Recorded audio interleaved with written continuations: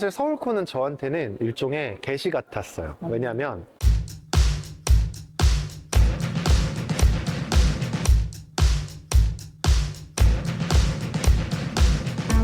네, 또 다른 힘이 필요하다. 이래서 좀 우리가 그 역할을 해보고 싶다. 그게 저희의 꿈이긴 합니다. 되게 재밌는 지점이 저도 아까도 미국에서 오신 파트너분이랑 얘기를 하다가 왜 K뷰티가 특별한지 요소가 되게 많지만 산업적으로 봤을 때 너무 저는 재밌는 지점이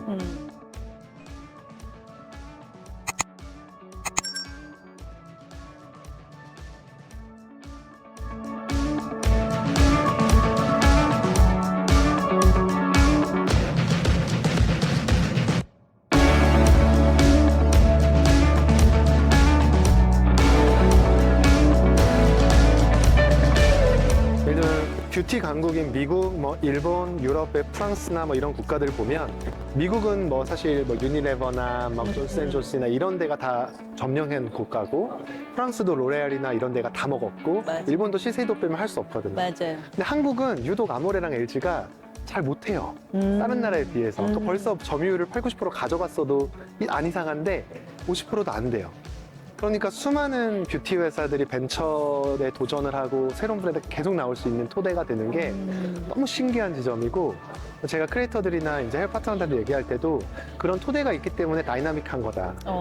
만약에 뷰티 창업가들이 이거 만들어서 아모레 파는 게 꿈이면 절대 이렇게 못할 텐데 한국만 유독 내가 아모레한테 덤벼봐야지라는 생각을 하는 거죠.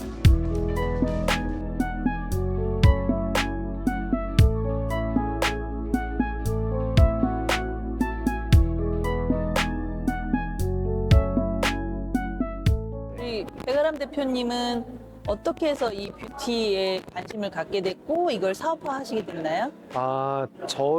저는 이제 다 사회 커리어가 창업밖에 없어요. 한 번도 직장 생활 해본 적이 없고, 근데 운이 좋게 이제 2010년도에 이제 위시컴퍼니라는 회사를 같이 코파운딩 하게 됐는데, 그때 저희는 막연하게 한국이 점점 더 문화적으로 강력해질 텐데, 한국과 관련된 걸 해외에 파는 사업을 해보자. 그래서 초반에 뷰티, 패션, 뭐 컨텐츠, 관광 모든 걸 다 건드렸었는데 그때 딱 K뷰티가 반응이 있었던 시기였어요. 태동을 하는 걸 느껴져서 그럼 우리 한번 잘 해보자 그래가지고 그때부터 뭐 여러 가지 경험들을 쌓았죠.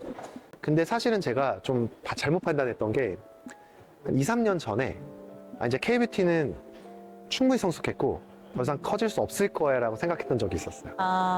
그래서 그럼 다른 카테고리를 좀 도전해봐야겠다 싶어서 다른 걸 건들다가 다시 돌아보니까 더 갈 수 있겠더라고요, K뷰티는.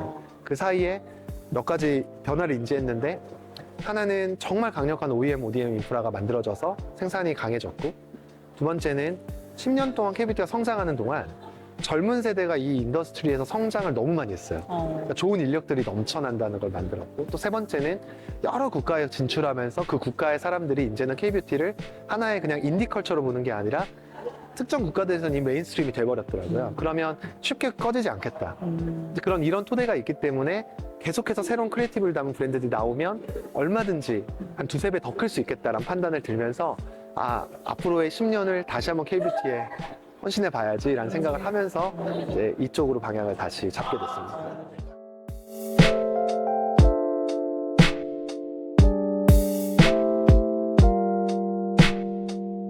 저희는 여러 가지 서비스를 운영하고 있는데 모든 서비스의 목적은 K뷰티를 세계에 알리는 일을 하려고 합니다. 그래서 저희는 이제 한마디로 설명하자면 K뷰티 해외 확장을 위한 인프라 사업을 하고 있다고 설명을 하고 있고요. 그 일환으로 첫 번째 프로젝트가 누리 라운지라고 하는 커뮤니티고요. 이 커뮤니티에는 지금 한국에 살고 있는 5,000명의 외국인 크리에이터들이 다 뷰티에 관심이 많은 크리에이터들이 모여 있고 이 친구들과 계속된 어떤 브랜드와의 컨택과 캠페인들을 계속 중개하고 있어요. 근데 여기서 끝이 아니라 저희는 이 서울이라는 도시가 갖는 특수성의 커뮤니티를 더한 다음에 이걸 다른 도시로 확산하려고 뭐 누리라운지 도쿄, 뭐 누리라운지 뭐 뉴욕 이런 식으로 저희가 내년에 확장 계획을 가지고 있고요. 그럼 그런 식으로 저희 커뮤니티가 여러 국가에서 재현되면 사실 이건 다 연결돼 있잖아요. 그럼 그 인프라를 활용해서 사실 어떤 K뷰티 브랜드들도 그 저희가 진출해 있는 국가에 쉽게 침투할 수 있고 그곳에서 마케팅도 할 수 있고 이런 걸 꿈꾸고 있고요.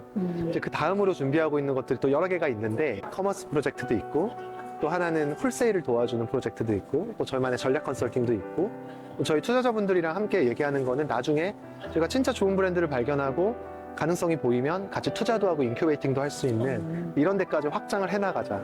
그렇게 얘기를 하고 있고요. 이제 저는 뷰티가 좀 지속 가능한 상태가 되려면 그냥 브랜드들의 개별 싸움이 아니라 약간 K뷰티의 집단화된 힘이 필요하다 생각해요. 근데 그런 부분들을 사실 기관이 100% 해줄 수는 없거든요. SBSA도 너무 도와주시고 서울도 도와주시지만 약간은 민간 영역에서 조금은 커머셜하게 잘 오가네이즈된 어떤 인프라가 필요하다. 이제 그게 저의 판단이고 그걸 해내기 위해서 이제 누리하우스를 운영하고 있습니다.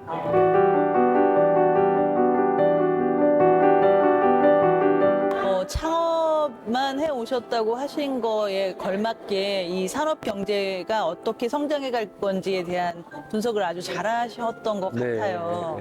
이 지금 누리 라운지에 지금 가입하고 하시는 분들은 초짜의 그런 인플루언서들, 희망자들도 가입을 해서 활동할 수 있나요? 네, 저희가 지금 분포를 보면 진짜 수백만 명의 구독자를 가지신 분들부터 한 1, 2천 명의 구독자를 가지신 분들까지 굉장히 다양해요. 근데 사실은 이 소셜미디어가 지금까지 발전을 많이 해왔지만 구독자의 절대적인 수가 더 이상 중요하지 않은 시기가 됐어요. 맞아.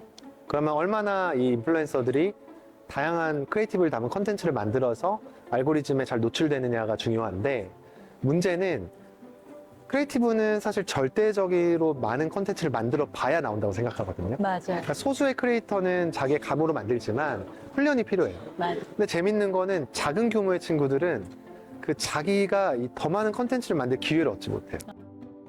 그러니까 저희 같은 회사가 있으면 큰 친구들뿐만이 아니라 작은 친구들한테도 계속해서 컨텐츠를 만들고 제품을 테스트해보고 학습할 수 있는 기회를 줄 수가 있는데 보통 브랜드사들은 큰 애들하고만 일하고 싶어요. 맞습니다. 그러니까 저희는 그 역할을 하면서 어떻게 보면 크리에이터 육성에도 관여를 하고 있는 거죠.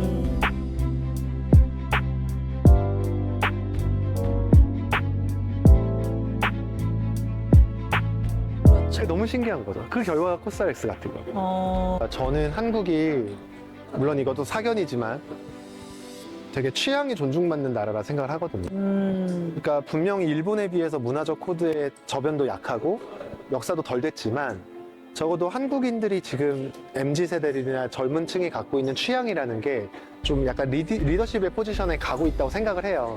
그러다 보니까 이제 그만큼 더 다양한 걸 좋아하고 새로운 거에 대해 거부감이 없고 맞아요. 그런 상황이 좀 K뷰티 성장에도 많은 영향을 끼치지 않았나 생각을 합니다.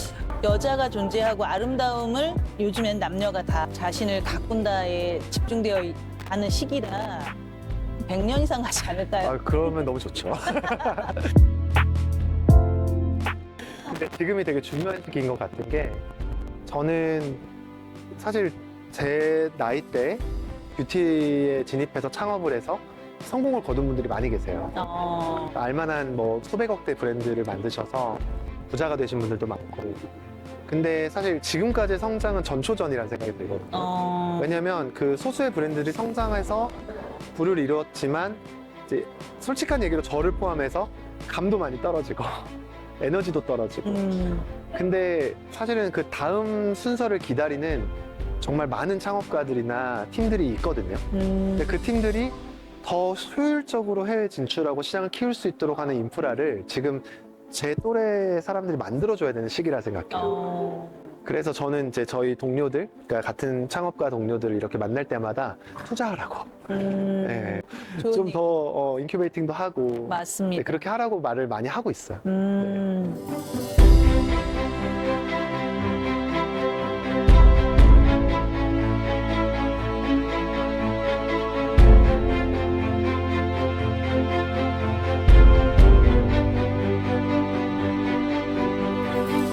그럼 마지막으로 네. 첫 해 서울콘에 같이 시작을 하셨는데 앞으로 서울콘과 함께 어떻게 나가고 싶고 누리하우스라는 회사는 어떻게 더 성장해 나갈 계획인지 얘기해 네. 주세요. 사실 서울콘은 저한테는 일종의 계시 같았어요. 왜냐하면 아무리 머리로 생각을 해봐도 서울이라는 도시의 브랜드 가치가 이만큼 커져 있고 전 세계 수많은 관심사가 모이고 있고 그리고 저는 체감적으로 한국에 와서 한국이 좋아서 자발적으로 이곳에 머물기를 선택한 사람들과 계속 교류하고 있었잖아요. 그렇다면 이 도시가 조금은 더 우호적인 접근을 해줘야 할 타이밍이 아닌가라는 생각을 해서 사실 SBA나 뭐 여러 기관들한테 저도 몇 년 때 계속 얘기하고 있었던 주제기도 했거든요. 또 정말 우연한 계기에 또 연결돼서 이런 대화도 나누게 되고 또 저희가 좀 기회를 얻어가지고 이런 이벤트도 하는 것들이 약간 이제 전초전이라는 느낌이 들어요. 앞으로 서울이라는 도시가 더 강력해지고 이 도시를 기반한 산업들이 더 유명해지고 또 여기에 더 많은 크리에이터와 글로벌한 관심사가 모일 것이라는 생각이 들어서 저희가 그 시작에 함께 할 수 있게 되게 너무 고맙죠. 너무 좋은 기회라고 생각하고 있습니다. 네, 네. 감사합니다. 네.